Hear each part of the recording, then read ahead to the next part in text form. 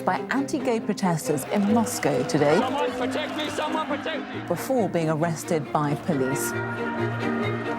Being targeted for violent attack comes with the territory. Ladies and gentlemen, Peter Tatchell.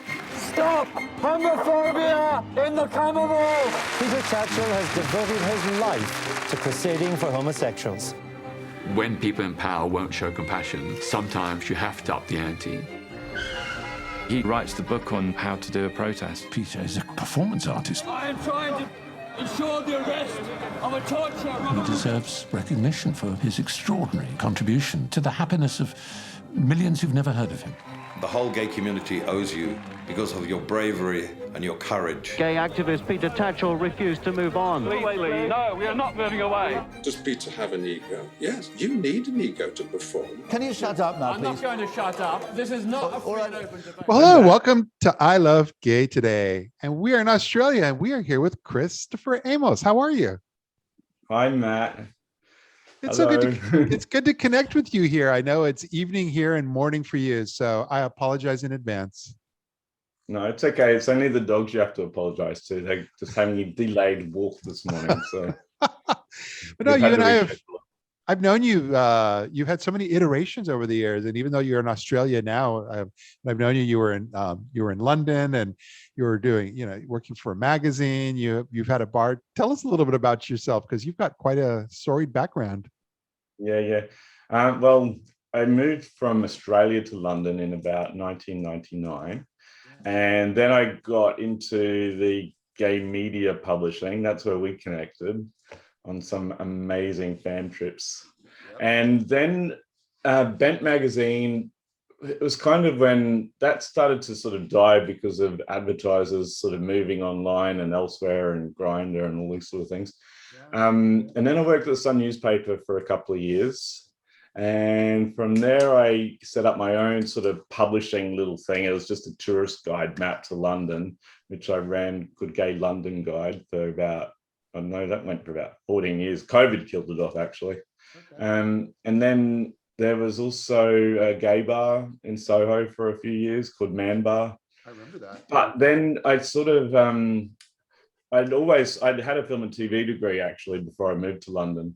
And I'd made some short films in Australia and stuff. But it's a pretty sad story, because in 2015, my cousin, she was the same age as me. She also studied film and television, but she died of ovarian cancer. Oh, wow. So, yeah, she finished her degree knowing that she had this death sentence. And I just thought, that's just insane that she was so dedicated to having that achievement, so that her son that she was leaving behind would have a mum that had done a degree. She wanted to be a role model for him. And I guess I just I was actually in Australia for her funeral. No, actually I came back another time, and I was there with the family to accept her degree. And I just knew, I had to sort of make films in her honor. So, I had to sort of live for the both of us, so to speak. And then I'd produced a film with a director, Colin Rothbart, called Dressed as a Girl. And the exec producers on that were Fenton and Randy from World of Wonder and RuPaul's Drag Race. Yeah. So I produced that movie, and that was exciting. And I got to see the mechanics of how to create a film and get it to market, and all of the bits and pieces that come with that. Yeah. Always knowing that I wanted to make my own film with my creative vision and narrative arc and whatnot. And that brings me to Peter, who I'd basically known for 20 years. Peter was a activist when I got to London, and I was always kind of in awe of his stature, because he was, campaigning for all the right things, being really radical, and I just admired that. I was proud that he was also from Australia, and I had that connection. And then he used to contribute monthly articles for Bent magazine. Okay. So we've got a long history. Yeah. I should probably stop talking. No, I love it. What I was going to say is that it's interesting because, by the way, I don't know if he'll remember, but I met him once 3 years ago during London Pride. There was an event at the Swedish Embassy, and we chatted for a few moments. He knew what we do with I Love Gay and so forth, but hopefully he'll pay attention to this. But what I was going to interject even before that is just to say, tell us a little bit, because there's in the UK, I think everybody knows who Peter Tatchell is, but outside the UK, tell us a little bit about who he is and his history. Yeah, I mean, he's chosen London as a base to spread his message. Well, not message. I mean, he always says, I'm the messenger, not the message. So having a film about his life is actually a big leap for Peter, to be honest. But in terms of his life story, I mean, you're going to have to watch the movie for all of that. But the headline sort of grabs are that he's been incredibly passionate towards fighting for injustice, particularly with people and wherever that might be, starting out with this guy, Ronald Ryan, who was the last person to be executed in Australia. And he was 15 at the time. And he was campaigning against the death penalty at that age. So he was triggered early on to fight for injustice. And then there was the Vietnam War. Australia was dragged into that. And that was a time in Australia where it was the late 60s, early 70s. Everyone had basically been towing the line from authorities up until this point. And then there was this thing called the Vietnam Moratorium, which was the largest ever protest at the time in Australia.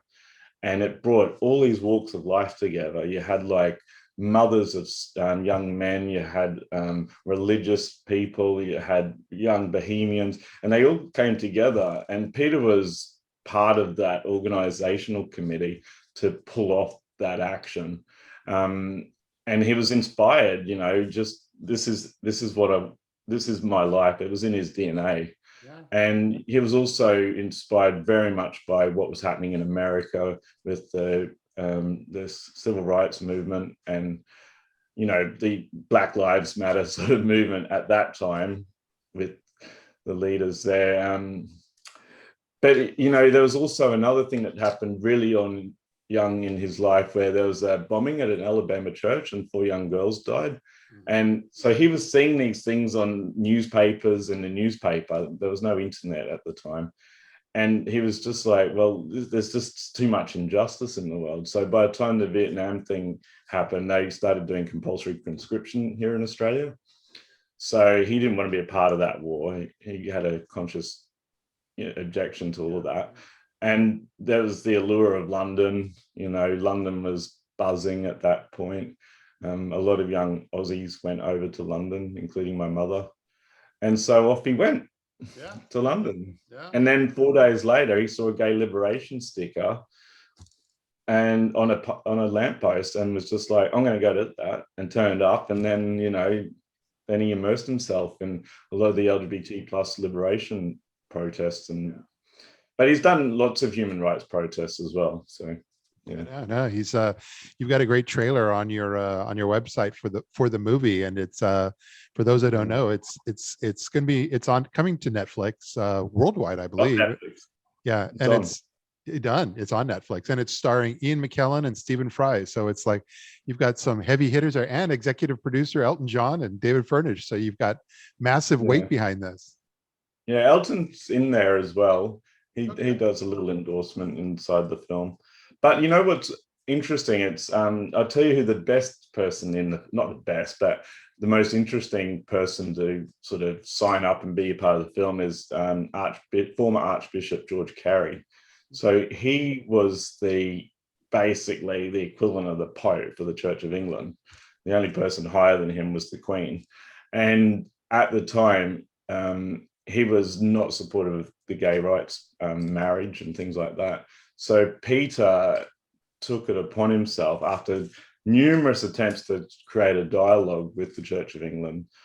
He eventually just said, well, look, we've got to do something about this, and stormed into the pulpit on Easter sermon while it's being televised around the world to millions of people.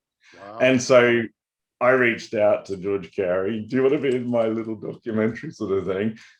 I never expected him to say yes. It was just, for me, that was probably the biggest sort of, I love that Elton and David and Ian and Stephen are all part of it, but, they're very much Team Peter. So it was just really good for me to have some objectivity.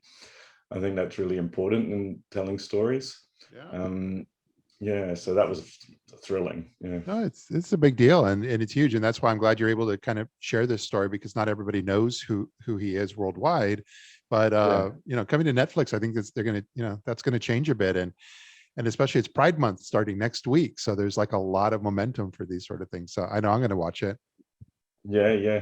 Well, I think the timing's great as well, not just in terms of Pride Month, but in terms of when I started the film process 4 or 5 years ago, a lot of the TV commissioners weren't interested in Peter's story. It's like, well, he's always in the news. We know what Peter's all about. And they didn't really understand like the legacy of activism and direct action. And I think, the film, as much as it's about the half a century of gay liberation movement and Peter's journey through that, it's also very much about direct action.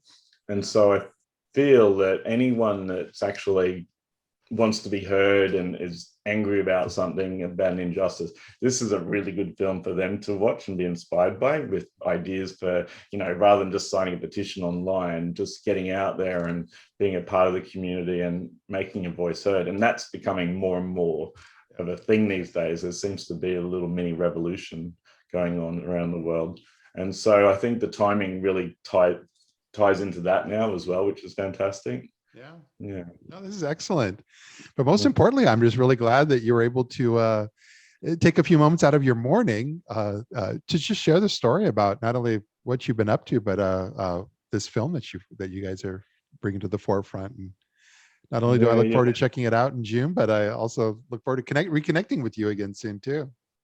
Yeah, well, look, hopefully, fingers crossed, we will be having some screenings in the USA. Okay. So if anyone's watching this that can help pull that off, let me know.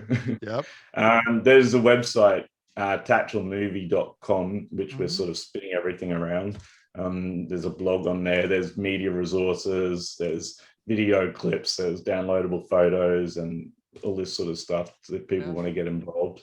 It's one of those things where it's kind of, we're very much tapping into grassroots at the moment. So we're hoping sort of it will transcend that and become a louder voice in the film and documentary world.